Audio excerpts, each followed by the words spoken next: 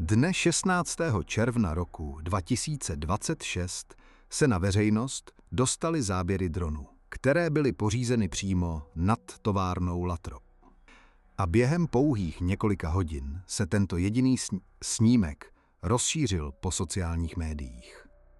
Sklady byly naplněny megapacy v hodnotě $500 miliardy, připravené k odeslání do elektrických sítí po celém světě.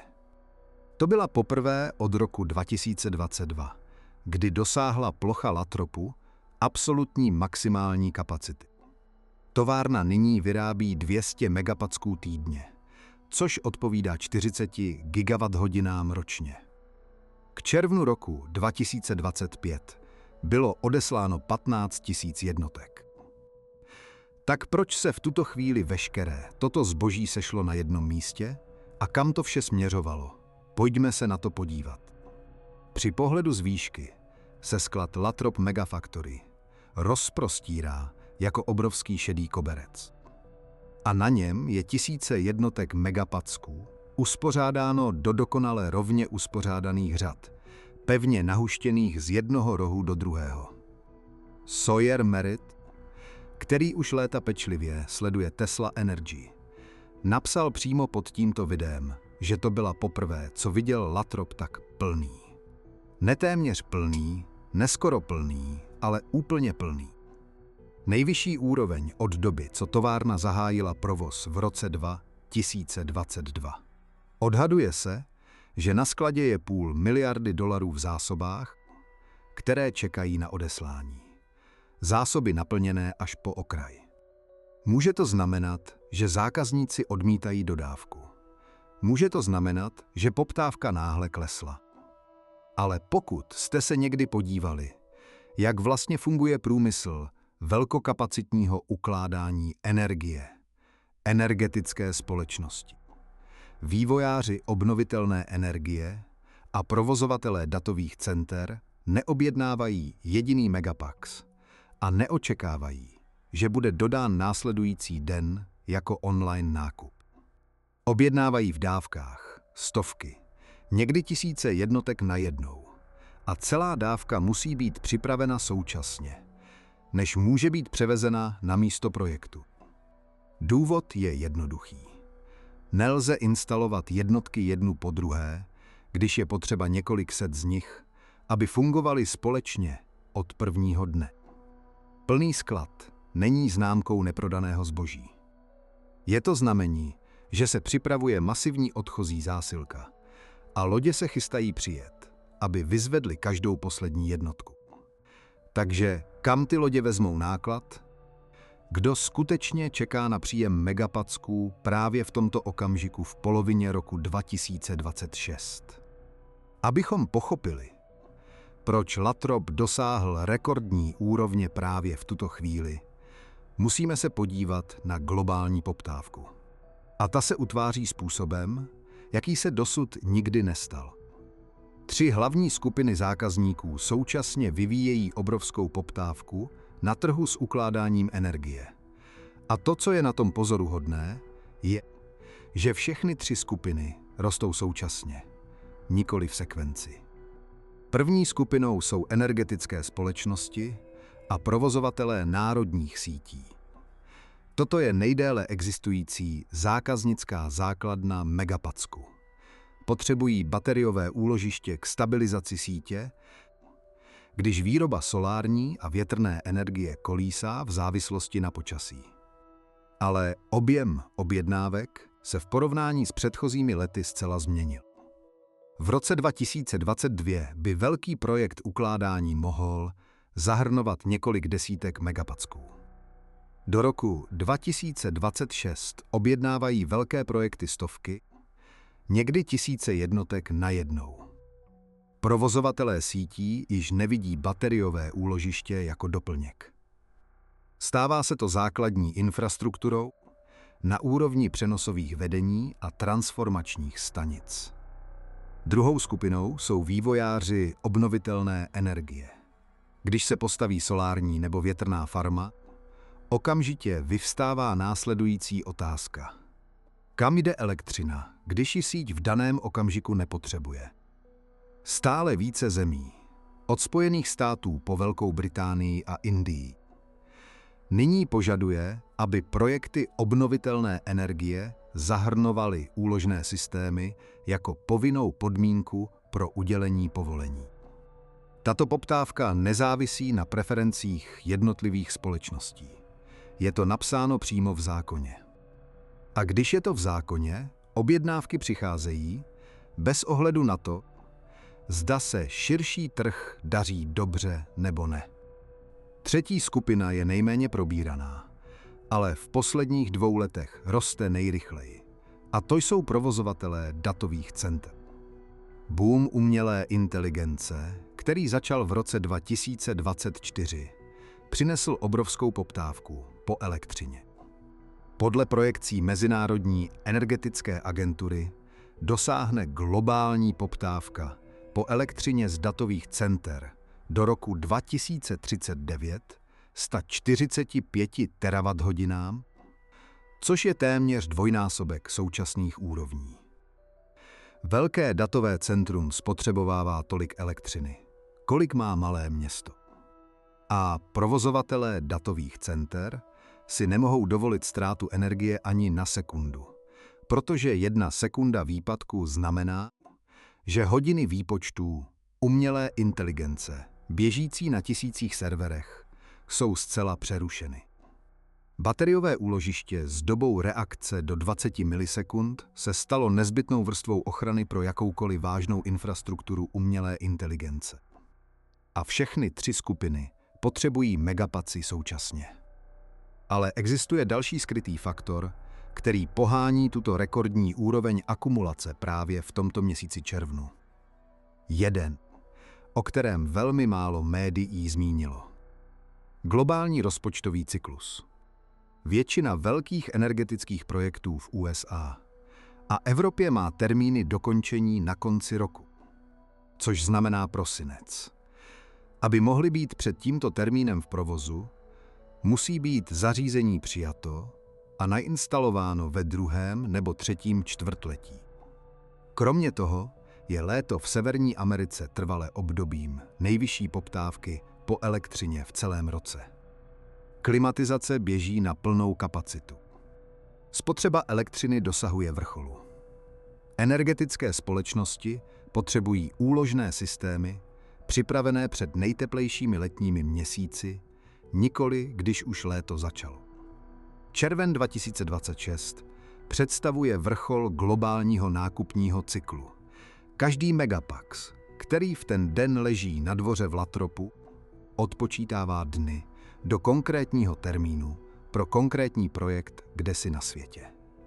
To není neprodaný inventář. To je inventář, který už má svého majitele, jen čeká na den, kdy bude naložen. Nyní se podívejme na cestu samotné továrny. Ne z pohledu projektové kapacity, ale z pohledu tempa jejího zlepšování v průběhu času. Protože to je číslo, které si zaslouží naši pozornost. V roce 2022 Tesla otevřela Megafactory v Latropu v Kalifornii. Zařízení postavené od základů s jediným cílem. Vyrábět megapacy v pravém průmyslovém měřítku, nemanuální montáž, nemalé zkušební provozy. Vysoce automatizované výrobní linky optimalizované k tomu, aby vyprodukovaly co nejvíce megapacků v co nejkratším čase. Počáteční projektová kapacita 10 000 megapacků ročně, což odpovídá 40 gigawatthodinám skladování energie za rok. V prvních měsících byl tempo pomalé. Stejně jako u každé nové továrny trvá stabilizace linky, zdokonalování procesů a řešení technických problémů, které se objeví až v reálné výrobě nějakou dobu. Nikdo nečekal nic jiného. Pak ale vše začalo zrychlovat. V listopadu 2024, více než 2 roky po otevření, Latrop odeslal svůj 10. 1000 megapax. Tento milník byl široce oslavován v rámci komunity Tesla Energy. Ale co bylo skutečně důležité? Nebyl sám o sobě milník, bylo to, co se stalo potom. V červnu 2025 Latrop odeslal svůj 15. 1000 Megapax. Prvních 10 000 kusů trvalo více než 2 roky. Dalších 5 000, od 10 000 do 15 000, trvalo méně než 8 měsíců. Rychlost výroby se nevyvíjí po přímce. Zrychluje na křivce. Továrna se učí běžet rychleji měsíc co měsíc, optimalizuje každý malý krok, zkracuje každý cyklus, odstraňuje každou překážku na lince. To je něco, co mnoho lidí často přehlíží, když se dívají na výrobní čísla Tesly. Porovnávají pouze skutečný výstup s projektovou kapacitou. A pokud nedosáhli 100%, považují to za nedostatečné. Ale co skutečně odhaluje sílu továrny, není absolutní číslo v daném okamžiku. Je to tempo zlepšení z jednoho měsíce na druhý. A podle tohoto měřítka Latrop vykazuje trajektorii, která stojí za pozornost. Do června 2026 továrna funguje přesně 200 megapacků týdně. Dosahuje přesně stropu 40 GWh ročně. Neblízko stropu. Ne na 95%, ale přesně na stropu. A udržuje se tam konzistentně týden po týdnu. Co to znamená v praktických termínech? Každý týden, který uplyne, Latrop produkuje dost megapacků na to, aby uskladnil množství elektřiny, potřebné k napájení desítek tisíc domácností po dlouhou dobu. A ten stroj se nezastavuje o víkendech. Funguje nepřetržitě bez přestávky. Tak co vlastně vypadá produkt, který vychází z toho stroje? A proč jsou zákazníci po celém světě ochotni čekat měsíce, aby ho získali? Každá jednotka, která nyní leží na dvoře v Latropu, je Megapax 2XL. Aktuální verze, která se tam vyrábí. Abychom pochopili, proč je objednávána v takových objemech, musíme porozumět tomu, co změnila v způsobu, jakým svět ukládá elektřinu ve srovnání s tím, co existovalo předtím. Podle specifikací ukládá jediný Megapax 2XL 3,9 MWh elektrické energie a dodává výkon 1,9 MW. To je dost na to, aby dodalo elektřinu přibližně 400 domácností po celou hodinu z jediné jednotky. Typický projekt na úrovni sítě používá stovky těchto jednotek, někdy dokonce tisíce. Ale technické specifikace jsou pouze povrch. To, co skutečně dělá rozdíl, je způsob, jakým byl navržen pro instalaci. A to se stává jasným teprve při porovnání s tím, co přišlo předtím. Před Megapackem byla velká elektrická skladovací projekty složitým logistickým cvičením. Dodavatel musel zakoupit bateriové články od jednoho dodavatele, zařízení pro konverzi energie od druhého, systémy pro řízení tepla od třetího a poté najmout tým inženýrů pro integraci, aby všechno poskládali dohromady na místě v terénu. Tento proces trval měsíce, někdy i roky. Náklady na integraci na místě, testování a uvedení do provozu, souhrnně známé jako měkké náklady, někdy překračovaly náklady na hardware samotný. Tesla tento výpočet zcela změnila jednoduchým designovým rozhodnutím, které bylo v principu jednoduché, ale v provedení radikální. Vše dát do jednoho ocelového obalu. Megapax 2XL dorazí na místo projektu jako kompletní samostatná jednotka. Baterie, systém pro konverzi energie, systém pro řízení tepla, systém pro potlačování požáru a řídící software jsou všechny předem integrovány uvnitř, než opustí továrnu. Na místě zákazník připojí síťovou energii a síťové rozhraní a systém funguje samostatně. Čas od dodání k živému provozu se zkrátí z několika měsíců na několik týdnů. V odvětví, kde každý týden zpoždění může znamenat zmeškání termínu pro vládní dotace, ztrátu sezónní smlouvy na dodávku energie nebo porušení provozního termínu, na který se podnikatelé zavázali investorům, je toto zkrácení nejen pohodlné. Je to skutečné peníze a zákazníci si to uvědomují, když podepisují smlouvu. Ale existuje něco většího než specifikace a pohodlnost instalace. Co vlastně Megapax dělá na globální úrovni, je přidání něčeho do elektrické sítě, co síť nikdy neměla za celou svou stoletou historii. Paměť. Solární elektřina vyrobená v poledne může být uložena a použita v 10 hodin večer. Větrná elektřina vyrobená 3 hodiny ráno, když ji nikdo nepotřebuje, může být držena v rezervě pro špičkové hodiny následujícího dne. Když má elektrická síť paměť, náklady na elektřinu klesají, protože přebytečná výroba již není plýtvána. Stabilita sítě se zlepšuje, protože systém již není závislý na jediném zdroji a kapacita integrovat obnovitelnou energii exponenciálně roste, protože největší problém se solární a větrnou energií, jejich nepravidelnost, nyní má odpověď. Každý Megapax, který vychází z Latropu, není jen průmyslovým produktem. Je to kus globální elektrické sítě, která je přepisována způsoby, které se nikdy předtím nestaly. V tomto okamžiku si mnozí lidé mohou myslet, že tento příběh zní příliš dokonale. Plný dvůr, ohromný růst, globální poptávka, produkt vítaný všude. Je něco, co by stálo za zpochybnění? Ano, je. A spravedlivá analýza to nemůže přeskočit. Tesla v současné době nakupuje všechny bateriové články pro Megapax od společností CATL a Baby Ed, 2 čínských firem, které současně přímo konkurují Tesle na tomto trhu s ukládáním energie. To je skutečná paradox dodavatelského řetězce. Tesla je závislá na svých vlastních soupeřích, aby vyráběli produkt, který používá k soutěžení proti těmto stejným soupeřům.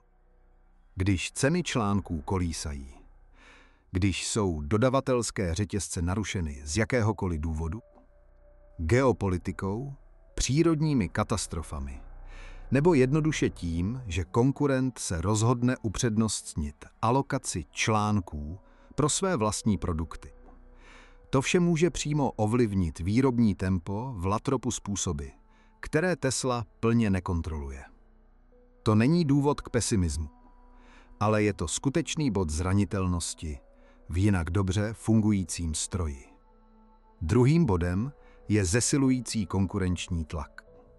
Podle údajů společnosti Benchmark Mineral Intelligence, zveřejněných v květnu 2026, BEIE předstihl Teslu a stal se největším poskytovatelem systémů pro ukládání energie na světě podle celkové nasazené kapacity v roce 2025.